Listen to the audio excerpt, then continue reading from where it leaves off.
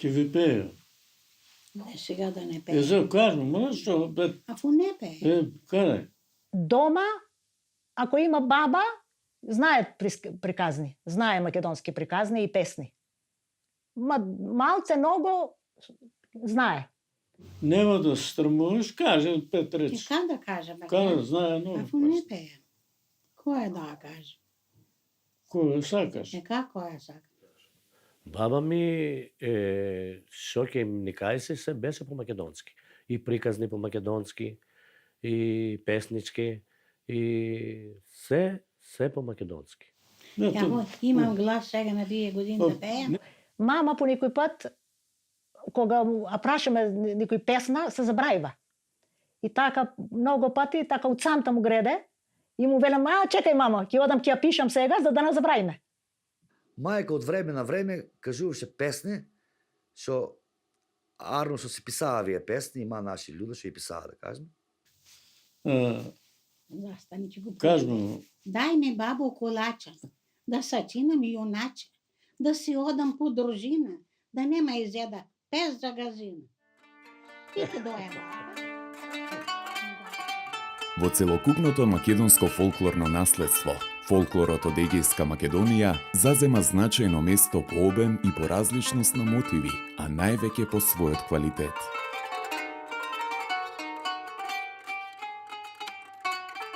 Европските научници велат дека ако сакате да разговараме за македонскиот идентитет, тогаш треба да тргнеме од народната култура на македонците од Егејска Македонија. Зошто? Затоа што таму се наоѓаат и се уште се наоѓаат најархаичните елементи на македонската култура. Првите записи на македонски народни умотворби потекнуваат од Егејскиот дел на Македонија и тоа уште од 16-тиот век. Имено уште во 16-тиот век еден висок службеник на Римската црква, менувајќи низ Егејскиот дел на Македонија, во Костурско запишал неколку народни песни. Тако ти Бога, девојко, как те зовет на име? О, душко лежив ти очи, ходи овамо, зарви ме. Твоето ти целвање ти се молам, дарви ме. Што си лепа, што си бела, што те љубам, девојко. Овие записи, објавени дури во 1958 година, денес се чуваат во Ватиканската библиотека. Првите пообемни записи на македонски народни умотворби исто така се направени на теренот на Егејска Македонија, а ги запишал рускиот научник Виктор Иванович Григорович за време на неговиот престој во повеќе места на Македонија во 1844-45 година. Виктор Григорович престојувал на овие места, особено во Егејскиот дел на Македонија, и собира секако филолошки материјал, не само филолошки и археолошки и така натаму, за да на некој начин покаже дека на овие простори живее словенско население, што особено на Русија им било многу важно во борбата со Османлиското царство, кое што во тоа време владело на овие простори.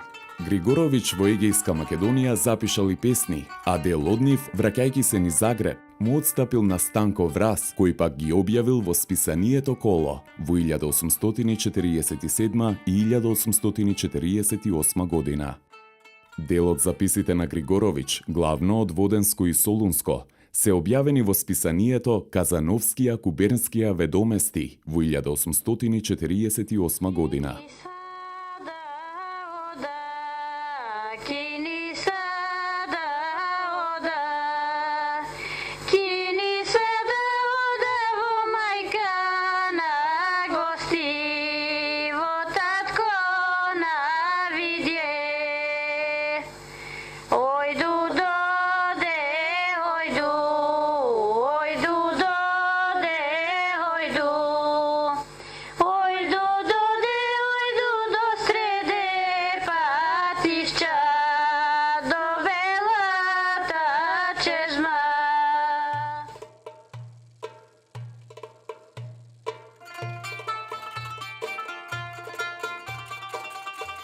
Согласно со ова што го работеа руските слависти, исто така го работеше и еден друг познат славист Веркович, кој исто така овде на овие простори собира материјали во име на српската држава, која сакала да ги на некој начин да ги соедини сите тие словенски земји кои што овде на Балканот постоеле под една држава под раководство на Србија. Затоа и го пратиле Верковиќ за да собира материјали како доказ дека овде има словенско население кое што зборува словенски јазици и е спротивно од грчкото, кое што во тоа време исто така вршело огромна пропаганда на овие простори. Стефан Верковиќ дошол во првата половина на 19. век во Серско, а во тоа време Сер и околината биле бастион на грцизмот во македонскиот дел, така што тој дошол со таа цел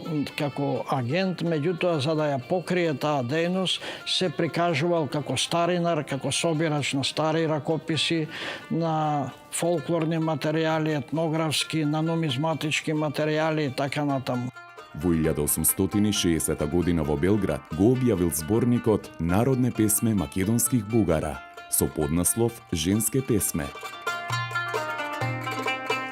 Таму има околу 300 и нешто песни, од кои поголемиот дел, околу 260 песни, се од познатата пеачка Дафина од село Просеник, Серско. Таа пеачка Дафина, за која што тој пишува дека била голема пеачка, дека заслужува да биде наречена и Омирка, ја споредува со Хомер, значи.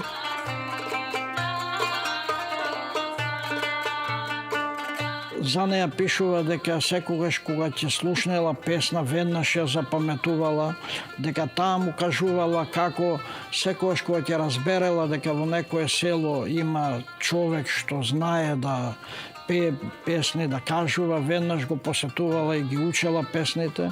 На времето била толку позната што во целиот крај ја викале да ги раководи хоровите за свадбите што се одржували и така натаму, значи се работи за една бистра личност која знаела голем фонд народни песни. Дегиди луди млади години, летнавте како сини галаби, паднавте во момини дворови, легнавте на момини скутови, преспавте у момини пазови, за мене кајл не се сторивте. Стефан Верковиќ имал силно влијание врз цела плејада македонски интелектуалци и идни собирачи на македонски народни умотворби.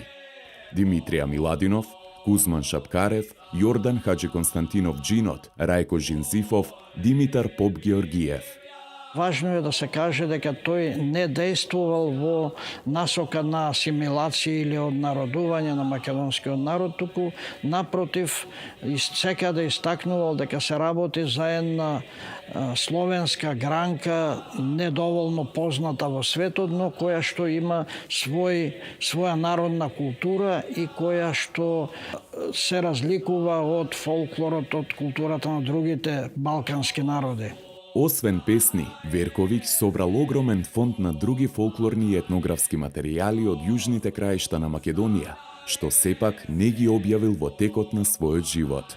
И негови фолклорни материјали се наоѓаат во различни архиви во Софија, во Петроград, во Белград и така натаму, и од овие материјали се објавени 5 тома македонски народни умотворби. Од материјалите останати во ракопис, една збирка песни се чуваше во архивот на Српската академија на науките и уметностите.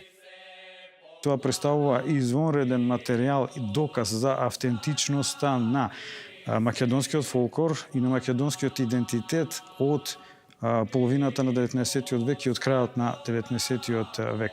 Меѓу најрано објавените македонски народни умотворби од егејскиот дел на Македонија спаѓаат и тие од големиот зборник на браќата Миладиновци, објавен во Загреб во 1861 година.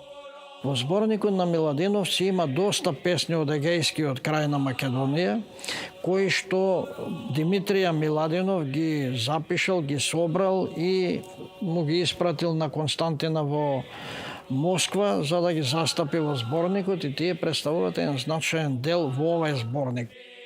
Народни умотворби од егејскиот дел на Македонија среќаваме и во зборникот на Кузман Шапкарев.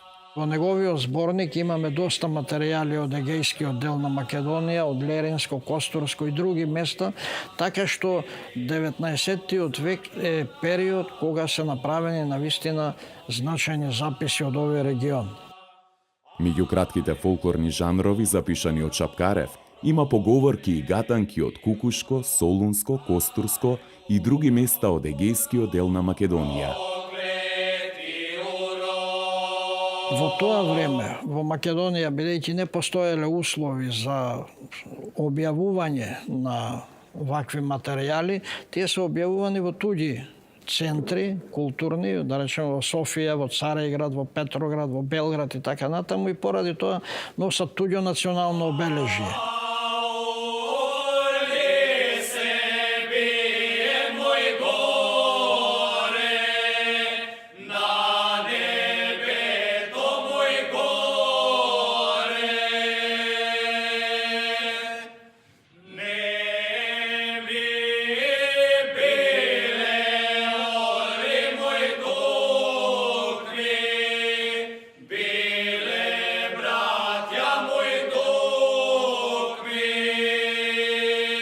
По Балканските и Првата светска војна, Македонија доживува уште поголема криза, со тоа што е поделена меѓу соседните држави Бугарија, Србија и Грција, а некои делови остануваат во Албанија. Со поделбата на Македонија, целата територија потпаднала под робство, значи само турското робство е заменето со ново робство, така што било тешко да се запишуваат народни умотворби.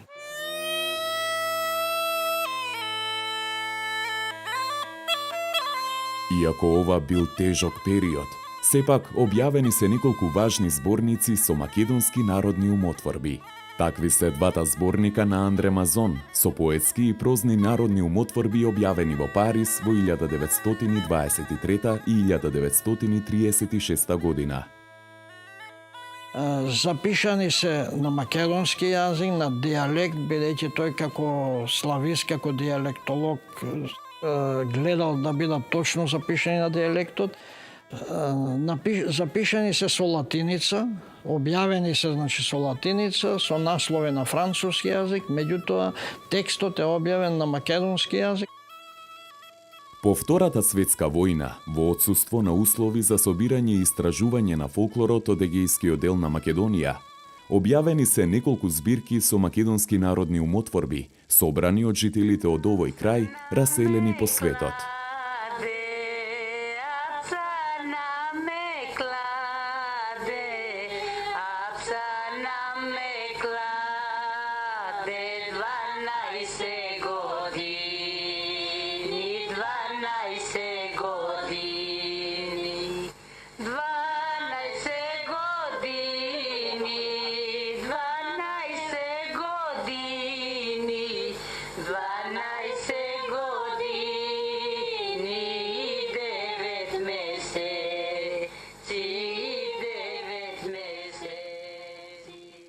Посебно место заземаат записите на Михалис Раптис.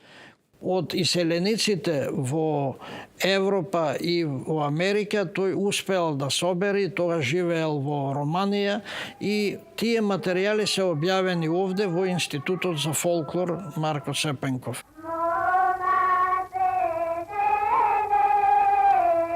Авторот забележува дека многу од информаторите, особено жените, го молеле да не им ги запишува имињата, зашто грчките власти биле многу сурови кон оние што пееле на македонски јазик. И самиот Паскал Паскалевски пишува колку било тешко да се запишуваат овие народни умотворби, затоа што луѓето се плашеле од освета на грчките власти. Збирката на Михалис Раптис со наслов «Фолклорот на јановенските села во Костурско», објавена во 1977 година, настанало во Тугина. Михалис Раптис по потекло од селото Слиминца, живеел во Букурешт и успеал од раселените лица да го запише фолклорот на родниот крај. Така настанува оваа збирка. Токму затоа, голем број од збирките кои што ги имаме со фолклорот на македонците од егејскиот дел на Македонија се снимени од луѓе бегалци кои што 48 после тој познат историски фат екзодус се расшириле низ целиот свет и низ источна Европа.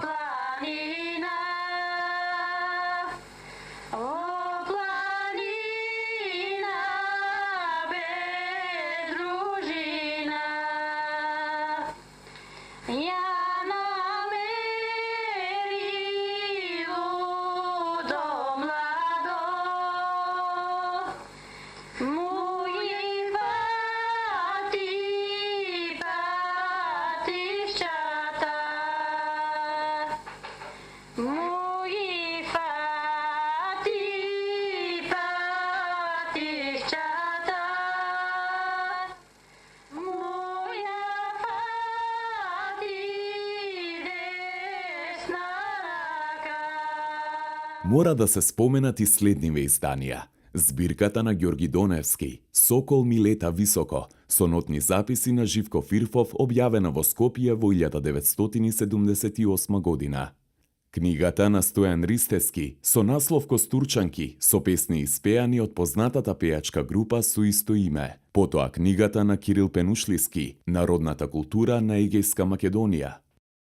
Од архивата на Институтот за фолклор Марко Цепенков, Александра Поп Василева објавува зборник со македонски народни приказни од Костурско, а Трпко Бицевски објавува неколку зборници со народни песни од Церско, Демир Хисарско, Драмско, Костурско, Воденско, Леринско, Кукушко и Мегленско. Се работи за народни умотворби од егејскиот дел на Македонија, кои што го представуваат фолклорното богатство на овај крај, а се дел од севкупното македонско фолклорно наследство.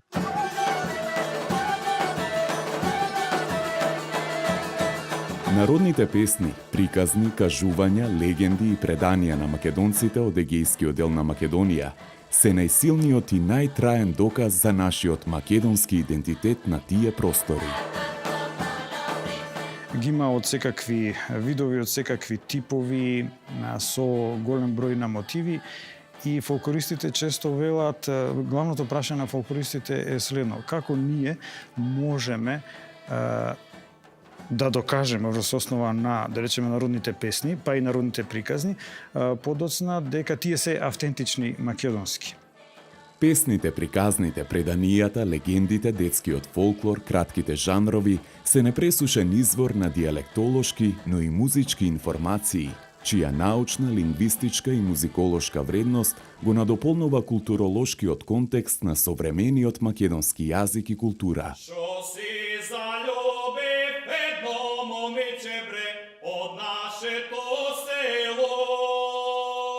Мотивите и варијантите на љубовните песни од егејскиот дел на Македонија покажуваат дека тие представувале една целина со ľубовните песни кои се пееле и во другите делови на Македонија, а најмногу се разликувале по именувањата на топонимите или личните имиња. Во нив главно се пее за убавината, за младоста, за љубовните копнежи. Песните со љубовен карактер главно зборуваат за средби, за љубов меѓу момче и девојка, често се и шеговити и така натаму. За разлика од тоа, ако гледате од денешна перспектива, народните песни, да речем во популарната култура, зборуваат секогаш за некаква разделба. Тоа е во суштина еден многу интересен момент за истражување на културата на македонците уопште. Мори чупи костурчанки, расширејте го орото. Расширејте го орото да ви виде фустаните.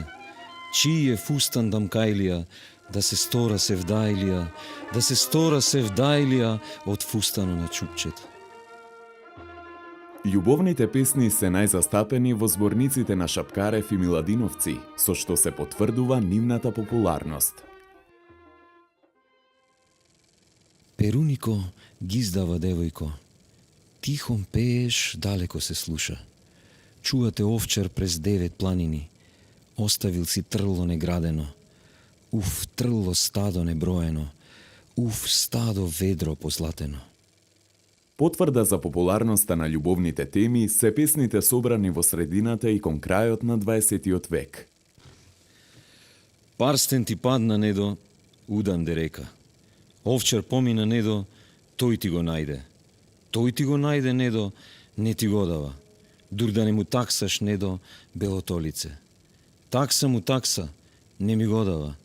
Дур да не му таксаш чарните очи. Такса му и такса, не ми го дава.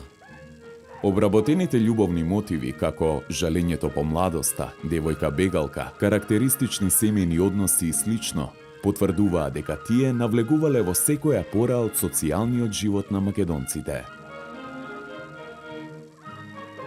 Може да се забележи дека македонските народни песни од Егејска Македонија изобилуваат со стилски фигури, развиени и инспиративни метафори, алегории и компарации. Бре, што си толку хубаво, хубаво бело црвено, како петричка јабулка, като негушка калинка. Ил си од Бога паднало, ил си в градина никнало, или те злата руковал.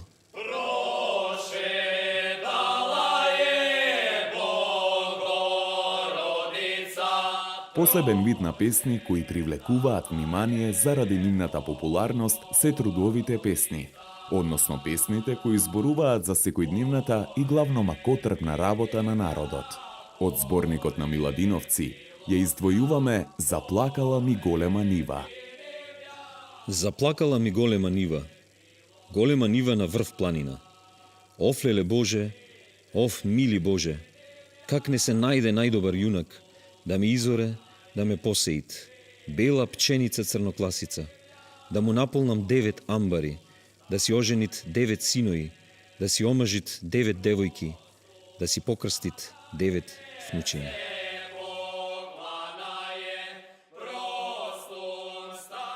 Другите песни кои што се интересни и за фолклорот егејскиот дел на Македонија се разбира се печалбарски. Тоа е еден од најпознатите печалбарски краеви, таму некаде крајот на 19-тиот и почетокот на 20-тиот век. Печалбарството било болно искуство кое македонскиот народ го опеал во народните песни, во кои со голема горчина се пее за тешкото прилагодување кон новата средина, новата култура и обичаи.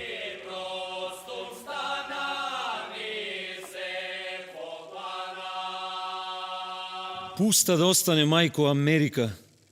Америка земја печалбарска. Многу души, мајко, осанаја. Кој без рака, кој без нога. Моето либе, мајко, е без глава.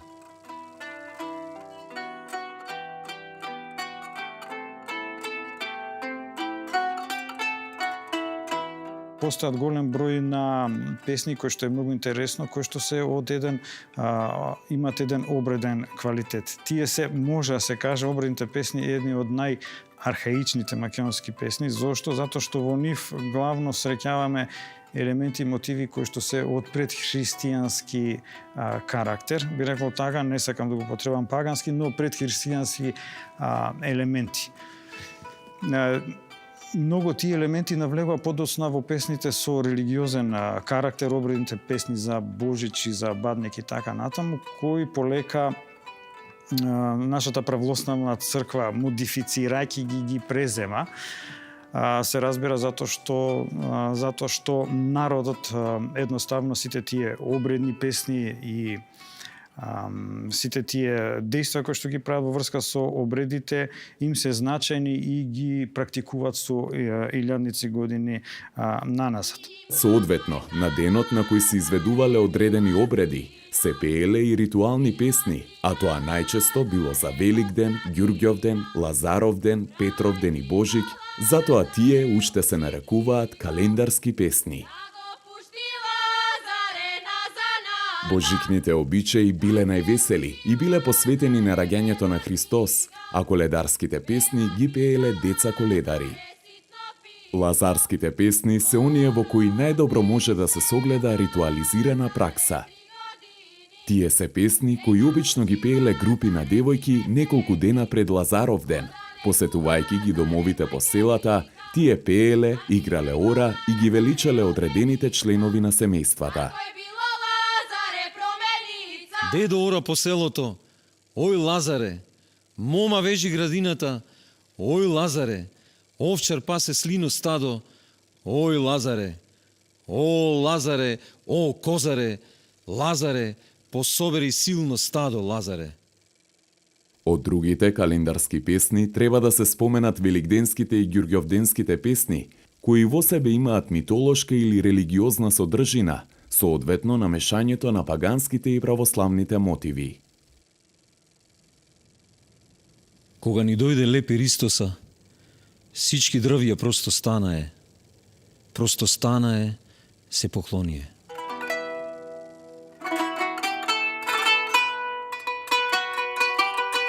Во зборниците со народни умотворби, особено тие на Шапкарев и Верковиќ, запишани се поголем број на балади собрани од Церско и Костурско. Тука среќаваме балади со митолошки мотиви, со магиска содржина, историски балади, балади за љубовни и семејни конфликти, за човечки судбини и така натаму. Самовилите, чумата, змеовите, ламјите, сите се дел од ликовите кои ја стимулираа народната фантазија да пее балади со најчудесни содржини. Ако нешто е типично за песните од егејскиот дел на Македонија, пошто се познати, тоа се ајдутските и комитските песни. Тоа е секако разбирливо со оглед на тоа што токму на таа територија се случувале сите тие големи светски случувања, историски војни и така натаму. Вакви песни се застапени речиси во сите зборници, монографии и книги кои содржат материјали за фолклорот на македонците од егејскиот дел на Македонија.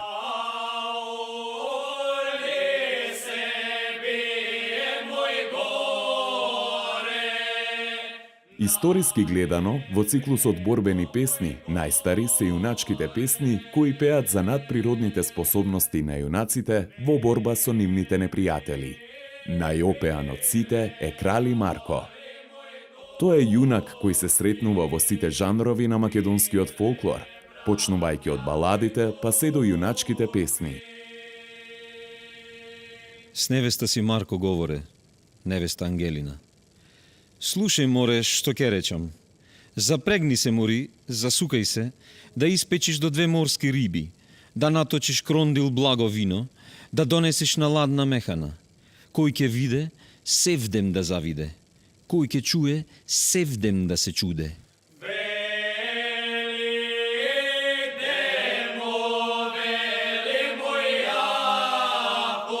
Во циклусот борбени песни треба да се издвојат народните песни од илинденскиот период. Во нив, народните пејачи пееле за подвизите на комитите, но и за подготовките на народот за востание.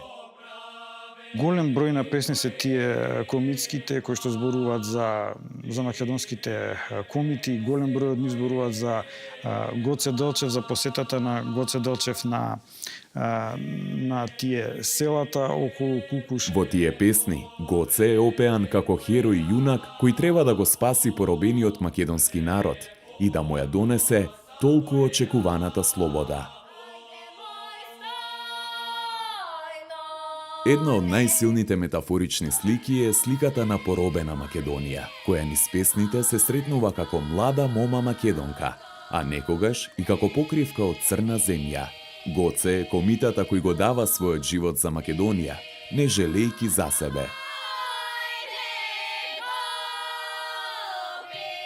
Архивата на Институтот за фолклор денес ги чува записите од сите приказни собрани од раскажувачите од Егејска Македонија.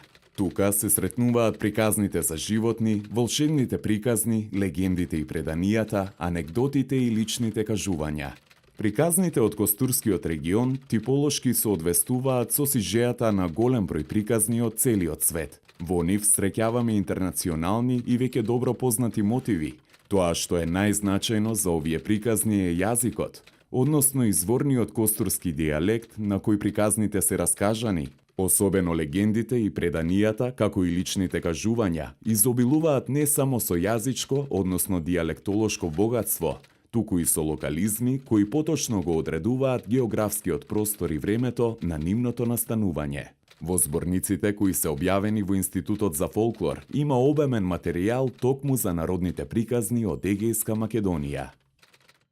Во книгата «Македонците од Канада раскажуваат» на Александра Поп-Василева дадени се голем број сведочења за преселбите и за животот на македонците од Егејскиот дел на Македонија во Канада. Овие кажувања се од непроценливо богатство, кое оди во прилог на историјата на нашинците од тој крај, но и на историјата на Македонија воопшто.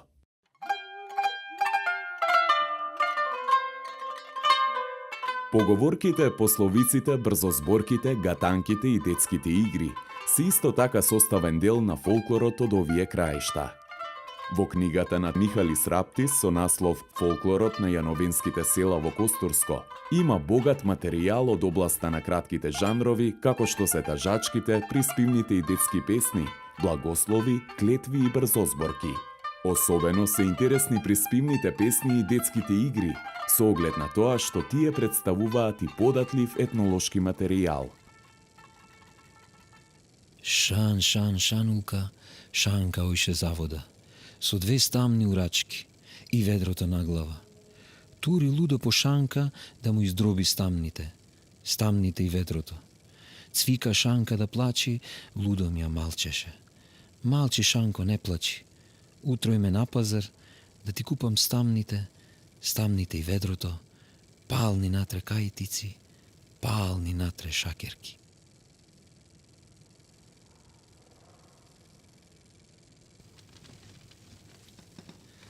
Ако има век, има и лек.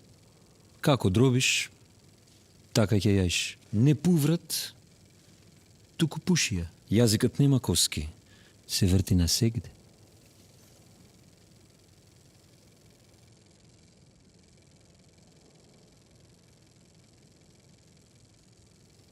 Една црква на еден потпор. Габа.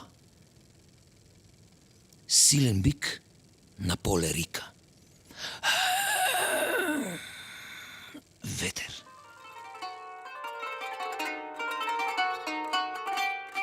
Кога станува збор за богатите фолклорни и етнографски материјали од Егејскиот дел на Македонија, може да се забележи дека етнографските се помалку бележени и објавувани за разлика од фолклорните.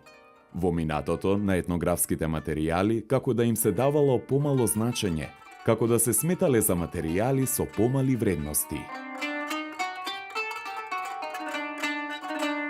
Свадбените обичаи навистина представуваат вистинско богатство. Запишани се во Кукуш од страна на Димитрија Миладинов, кога бил учител таму, и го представува сето тоа македонско национално богатство кога се работи за свадбата. Вакви обичаи се објавени и во делата на Стефан Верковиќ, но и кај други запишувачи. Описот на свадбените обичаи во зборникот на Миладиновци е од половината на 19 век. Во овој запис се вели дека момчињата и девојките се избирале, односно се бендисувале на народните собири, каде што се играле ора, пред се на големите празници, како на пример на Великден. На такви собири, младите се бендисувале, но дури по татковото согласување се подготвувал армасот, односно свршувачката.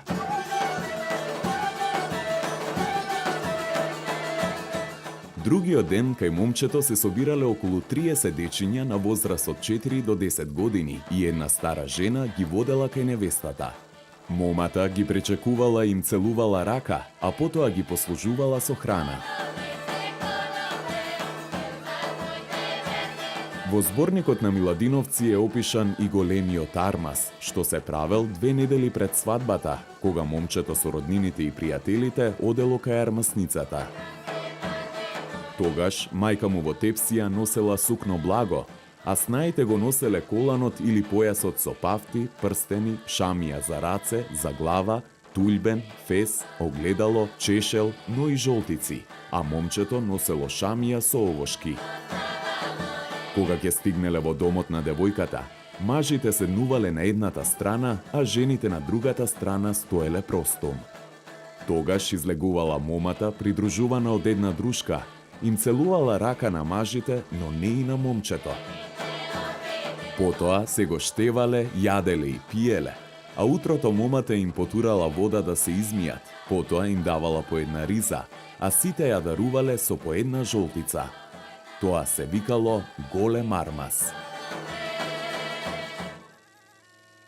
Обичајот замес се изведувал 3 дена пред свадбата. Имено во четвртокот рано наутро, кај момчето меселе 2 погачи, едната за момата, а едната за кумот. 3 девојки засејувале брашно на 3 сита и го собирале брашното на едно место. Мало дете со живи родители ставало сол и вода и со дрвце кое на крајот имало топовче и кое го викале кукудавка, го замешувало брашното со водата, а потоа девојките го меселе лебот. Тој обичај се викал замес.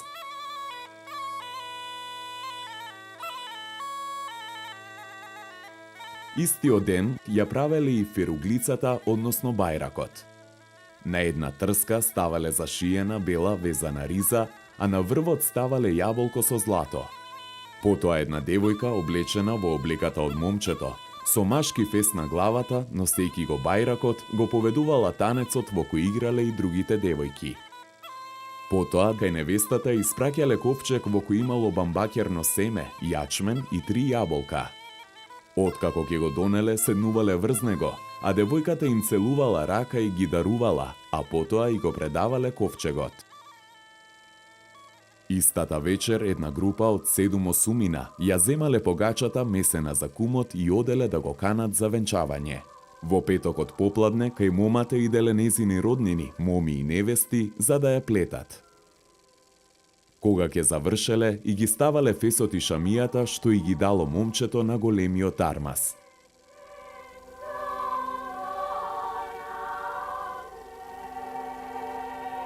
Во саботата го колеле волот. Се велело, без вол не бидвит свадба. Попладнето, со вино ги канеле гостите што ги поканиле и во петокот. Кога ќе пристигнеле кај девојката, деверите, свекрвата, кумата и снаите оделе кај низината одаја. Девојката била обколена од роднини, кои држејки решето со бабмакерно семе и 3 страка запалена борина, пееле. Потоа се собирале гости, а невестата и зетот им се поклонувале и им подавале чаша со вино, а потоа невестата ги дарувала, префрлајки им ги даровите преку рамо. Ако некој може да ја следи свадбата од почетокот до крајот, ќе си помисли дека гледа едно филмувано дело. Во егејскиот дел на Македонија, свадбата представувала голем настан, вистински празник на духот.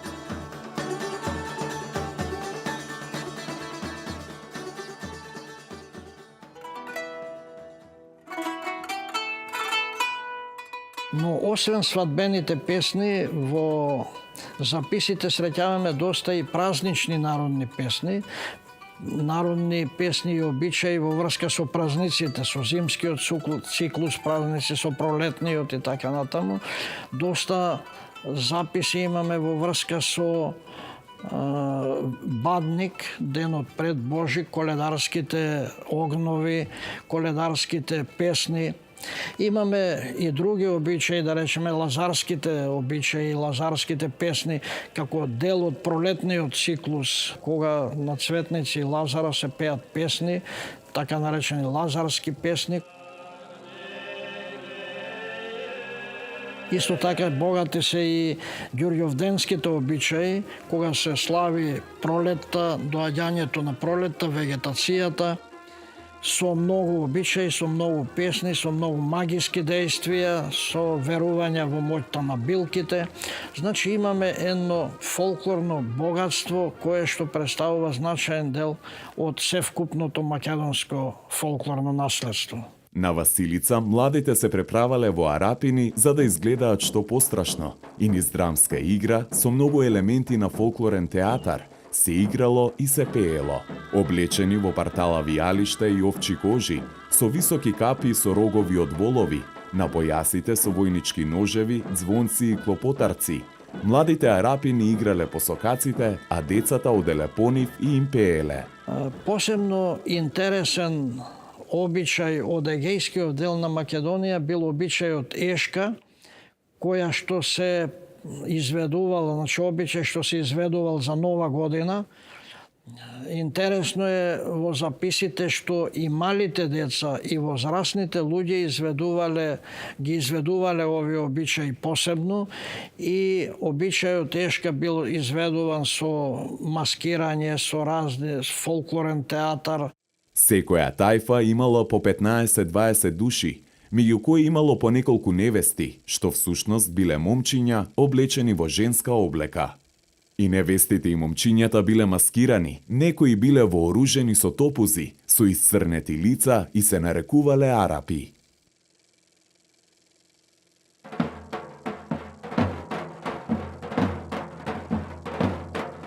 За запишувачите на македонски фолклорни и етнографски материјали особено интересни биле русалиите.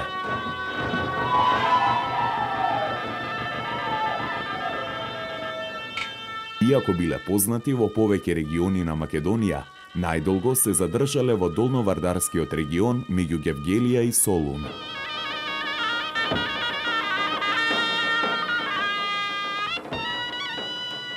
Русалиите се една група што обичаите ги изведувале од Божик до Водици во тој период на така наречени некрстени денови, кога според верувањето негативните демони се во движење, кога духовите се во движење, кога прават многу штета на луѓето, поради тоа луѓето се воздржувале од некои работи, да речеме жените не работеле некои потешки работи, мажите не оделе на печалба во тој период.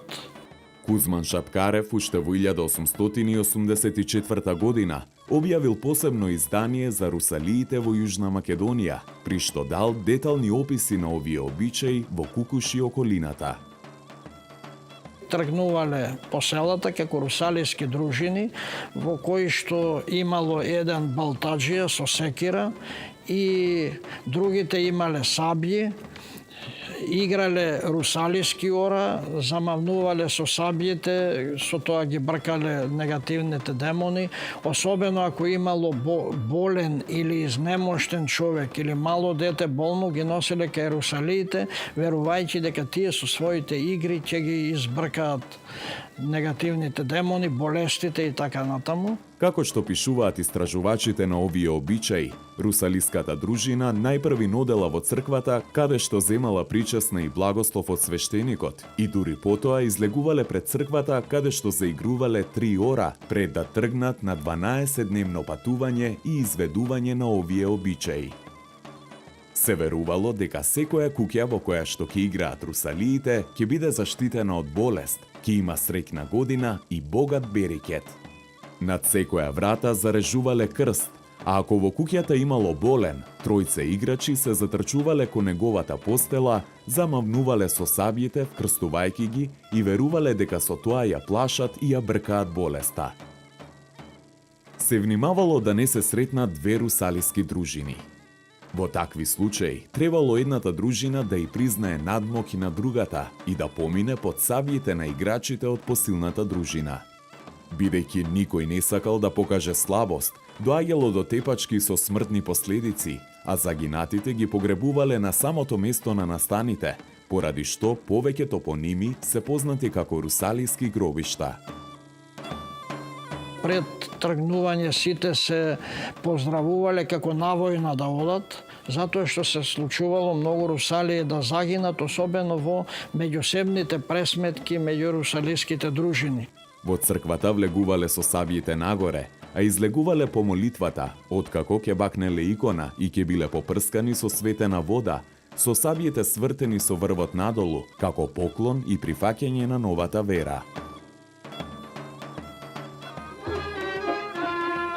Со уште многу други обичаи, верувања и суеверија е исполнет животот на населението од Егејска Македонија.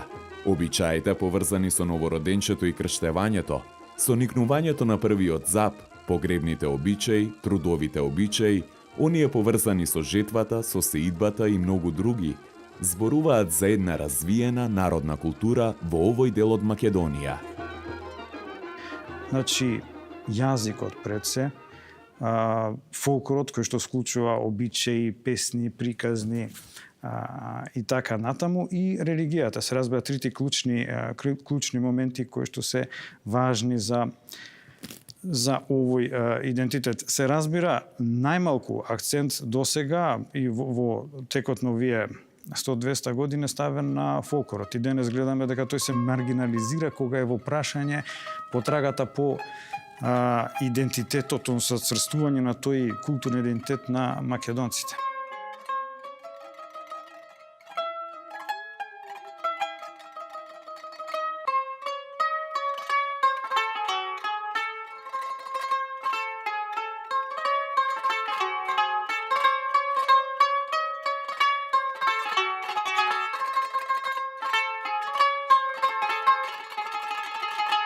Најважно за нас македонците тука во Грција е дека иако повеќе од 100 години се превзедува еден куп мерки за македонската традиција, јазикот, фолклорот да исчезнат, успеавме да ги зачуваме.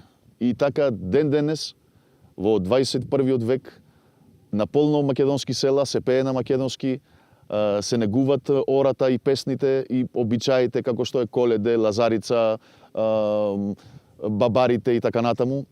Лек по лек испаднаа некои деца, јаки да кажеме, што сакаа да се баркаа културата, да не си плашат да окажуваат по македонско орто.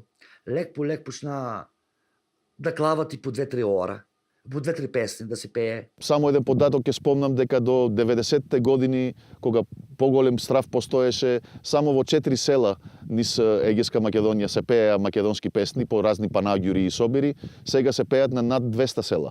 Тоа успеавме да се зачува. Песната и орото ќе го слушниш во панигири, ќе го слушниш во свадби, многу разници што пееме, а дети што правиме у селото. Децата се први у орото, македонски ора. Кога играат оро, си пеат. Си пеат македонски песни. Не го лафат езико. А го слушат македонски песни, се узлават. Го имат натре у срцето. Ки пулис да играат оро, народ ки пуле и ки си пеат. Кад се играат оро, ки си пеат. Музиката не пее, децата си пеат. Го имат отнатре.